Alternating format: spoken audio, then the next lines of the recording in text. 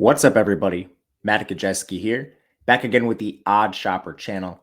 And today we're going to be talking some college football. One of my favorite preseason futures markets, the Heisman. And before we get started, make sure to hit that thumbs up button, subscribe to the channel, and hit the notification bell so you know when this and all other content goes live. And we have a phenomenal deal for you guys, as you can see on the screen, provided by DraftKings. Right now, when you are a new user, you deposit $5 into your sportsbook account and make a wager of $5, you're going to get $200 in the form of bonus bets. It's really that easy. $5 into your account, $200 in the form of bonus bets that you can use on anything you'd like. You can use it on some college football maybe coming up in the next couple weeks. But this is an offer that is legal in most states. You need to be 21 plus for most states as well. If you or someone you know has a problem gambling, call 1-800-GAMBLE to take care of that. But otherwise, take advantage of this offer. It is a phenomenal one, and one you can use to build your bankroll before college football. All right, first thing with the Heisman, want to talk about historics for just a brief second. Who wins the Heisman?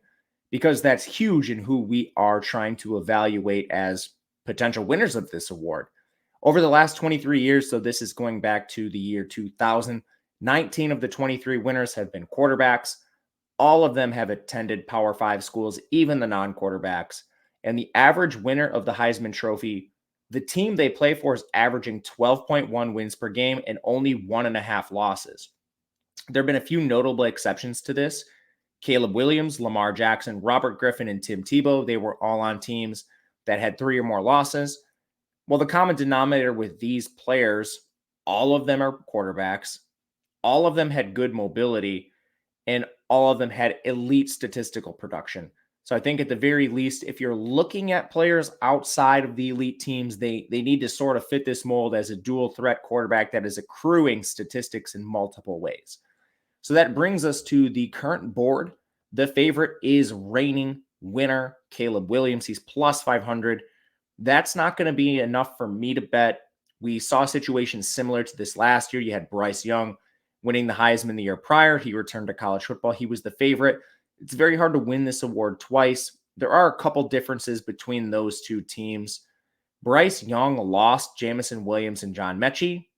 We do have the loss of Jordan Addison at USC for Caleb Williams, but they added transfer Dorian Singer. They have Mario Williams. They have Taj Washington. There's a lot of really good receivers here. And I don't think the drop-off between receiving production is going to be quite as drastic as what Bryce Young experienced. The win totals here for USC, it's high. It should be a good team. Ultimately, the payout's just not quite good enough for me.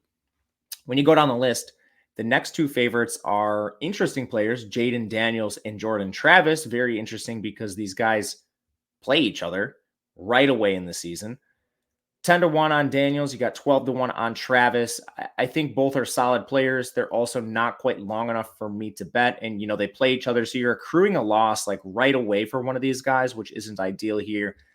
I think for Daniels, you've got a lot of upside, but you've got a rigorous schedule here. Their win total is 9.5. That's not great compared to some other guys.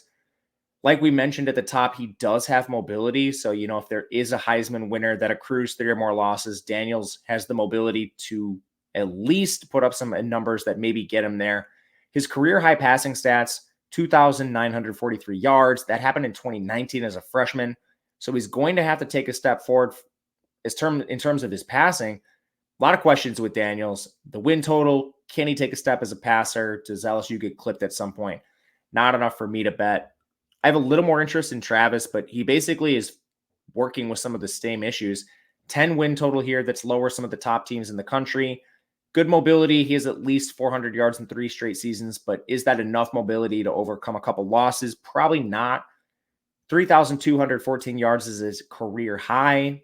Again, I think he's limited by that LSU game early in the season. They played Clemson later. Probably have to win both of those games, or at least one, for Travis to be in serious consideration. So there'll be passes for me. The mid-range, 18-1 or better, is where I think things get pretty interesting and where I'm starting to take some shots. First one here, Carson Beck, presumed starter for Georgia. Georgia has an 11.5 win total. It's the best in the country. Cupcake schedule. The questions with Beck and why he's not my favorite in this range. mainly our offensive coordinator change, they're going to be in a lot of blowouts. So Beck might not have the same stats as the next guy we'll mention, Kyle McCord for Ohio State. And then this is a team that might use a different quarterback at some point. We don't know how good Beck is. If they move to Vandegrift, wouldn't be that surprised. So you've got some issues with Beck. Kyle McCord, similar situation. He's a new starter at an elite program. He'll be at Ohio State. Same odds, 18-1 here. What I like about McCord is the Buckeyes play a more challenging schedule that can work in their favor or against them. Their win total is 10.5, so we're not expecting too much of a decline. But McCord has elite weapons around him, and this is a team that's going to continue to use them. They don't beat teams quite as badly as Georgia, so their foot doesn't always come off the gas. You've got Marvin Harrison, Emeka Egbuka, elite weapons around him. We've seen other quarterbacks in the past almost plug-and-play options. If McCord can be the same, 18-1, I think, is pretty good odds for him. He's one I'm willing to take. In this range, you have another sort of archetype of quarterback in J.J. McCarthy and Bo Nix.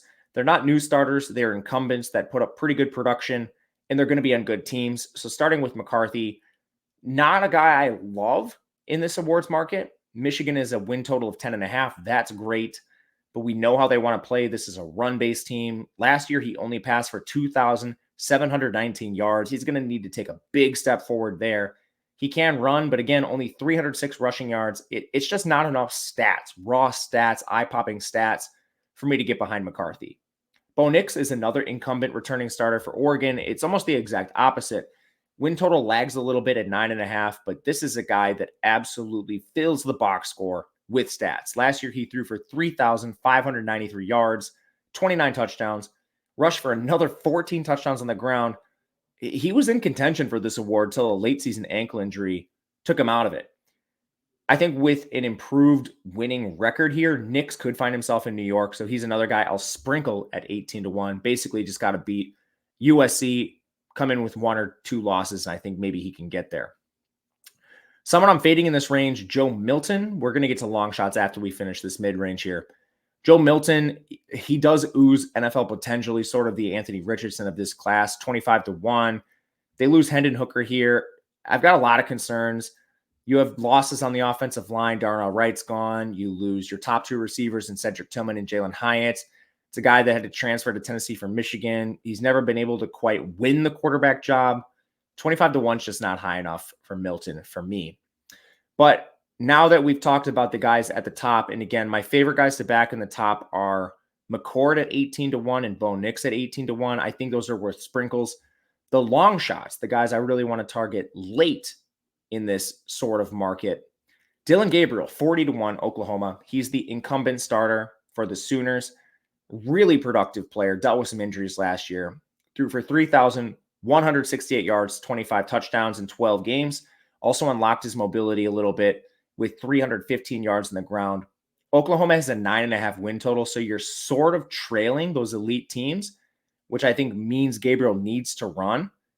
But ultimately, this is a team that has a good win total. And if they win the Big 12, he could be firmly in this position. And again, he's 40-1. We're talking long shots for a reason. I think a sprinkle on him is worth it. They do have Jackson Arnold, 5-star behind him. But, you know, if Arnold plays, something went wrong with Oklahoma, and you're probably cooked on this ticket anyway. Jalen Milroe, 50-1 for Alabama. I think this might be the most intriguing one of all. Now, there are obstacles. He has to win the starting job first and foremost. But he has elite mobility. This is probably the best rusher we've talked about yet on this list. And last year, he was the backup over Ty Simpson. I think that gives him an edge. Tyler Buckner only entered the program this spring. I think that gives him an edge. In my opinion, he's the favorite to win this job. Alabama has a 10.5 win total. They have stacked elite recruiting classes, one on top of the other on top of the other. So he's surrounded by good skill players. He's surrounded by a good defense, good offensive line. If he does have an electric running season, how much is it really going to take? Alabama, makes the SEC championship, makes the playoff. If he's running all over the place, how much does it really take to put him in New York?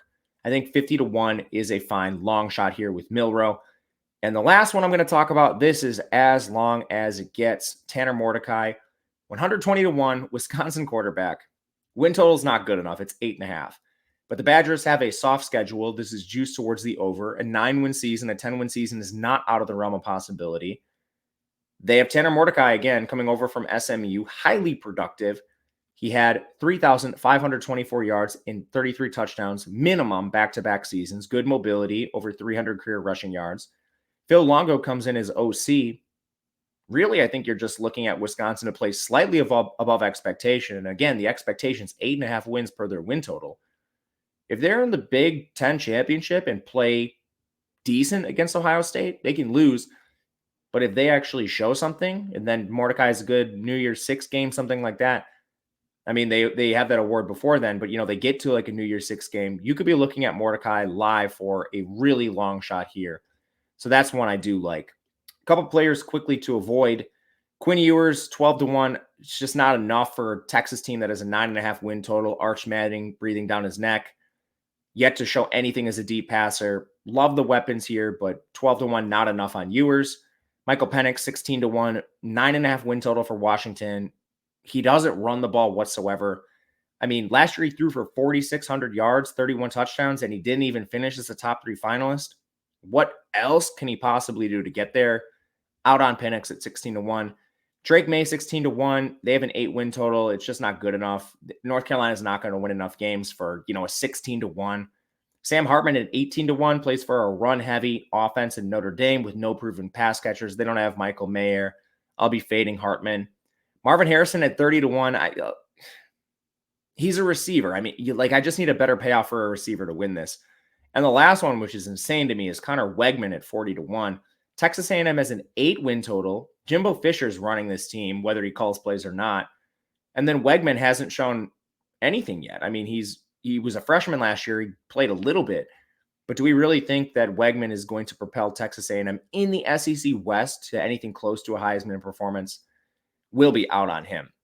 So to recap this, I think the favorite Heisman options right now are going to be Kyle McCord, Bo Nix.